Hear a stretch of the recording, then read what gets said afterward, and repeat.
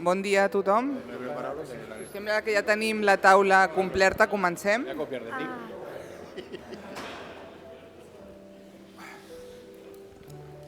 Bon dia a tots i totes. Ara feia així una visió ràpida. Crec que hi ha pocs àmbits de les moltes reunions que faig al dia on hi hagi tantes persones que considero amics i amigues.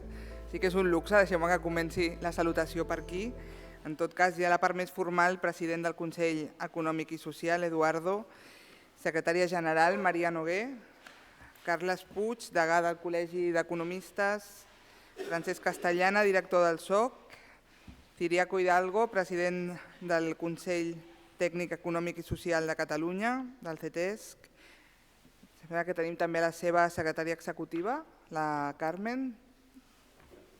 Ara la veia, no la veia. La Carmen Jarque, director general de Diàleg Social, membres del plenari i de les diferents organitzacions. En sou molts per dir-vos a tots, però benvinguts i benvingudes amb aquest plenari, també regidors, regidores i persones dels grups municipals. Em sentiu ara? Sí?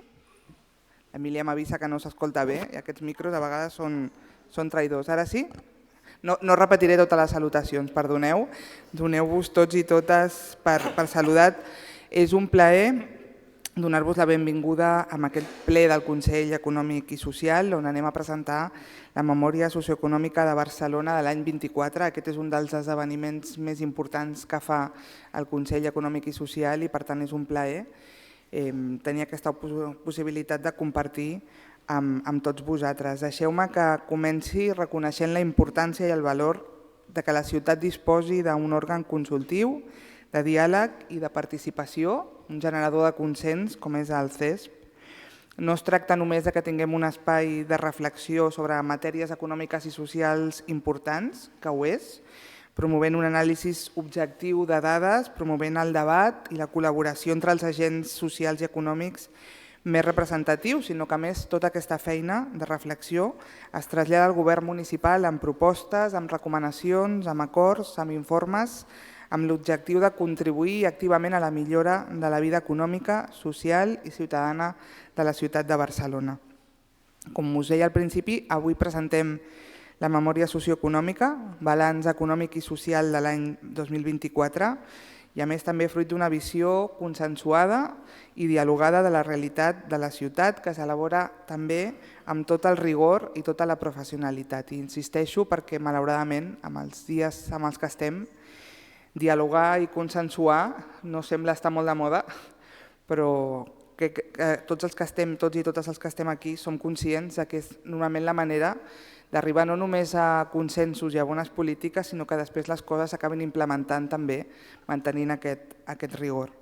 És el compromís col·lectiu de tots i totes, la pedra angular sobre la que es construeix aquest Consell, que ens ajuda també a tenir aquest espai que millora la vida de tota la ciutadania i que ens ajuda en un objectiu compartit, que és la reducció de les desigualtats a la nostra ciutat. Amb el camí per poder desenvolupar polítiques públiques eficients, eficaces, capaces de generar oportunitats i de donar respostes a les necessitats diverses de la ciutadania, és imprescindible, com deia, aquest treball conjunt i la col·laboració dels agents i de totes les administracions. Per això també saludava al principi la resta d'administracions que ens acompanyen, aquesta mirada compartida, aquest diàleg constant i aquesta corresponsabilitat, que és un dels elements importants. La complexitat dels reptes actuals requereix aquesta acció coordinada més que mai, requereix que compartim aquesta mirada transversal, inclusiva i que garantim que les polítiques públiques que posem en marxa a les diferents administracions responguin amb aquestes necessitats de la ciutadania per garantir que els impactes són positius.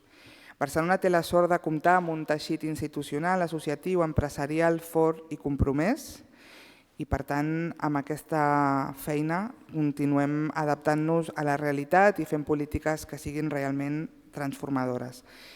Posaré un exemple que compartim també la majoria dels presents, que és l'Acord Barcelona per a l'Ocupació de Qualitat, com a espai també de consens, de treball, de rigor i de compartir.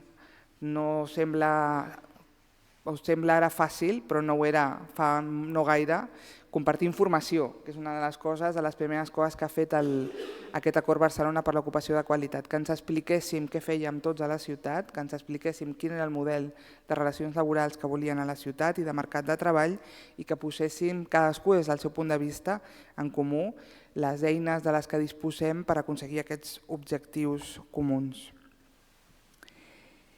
No vull acomiadar-me sense donar les gràcies i felicitar tot l'equip del Consell Econòmic i Social per la feina feta i agrair també el seu treball i l'esforç que es materialitza amb la presentació d'aquesta memòria.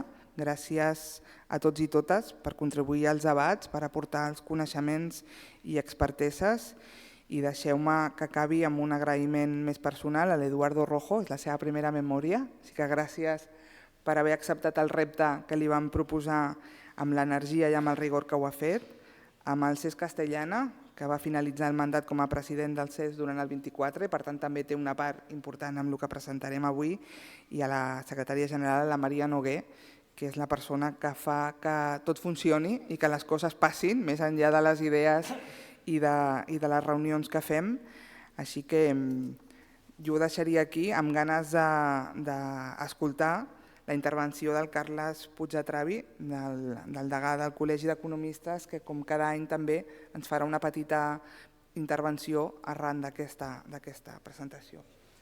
Abans d'això, el president Eduardo Rojo farà unes paraules, però en tot cas, com deia, agrair a tots dos no només el que fareu avui, que és la part evident, sinó la feina que ens ha portat fins avui.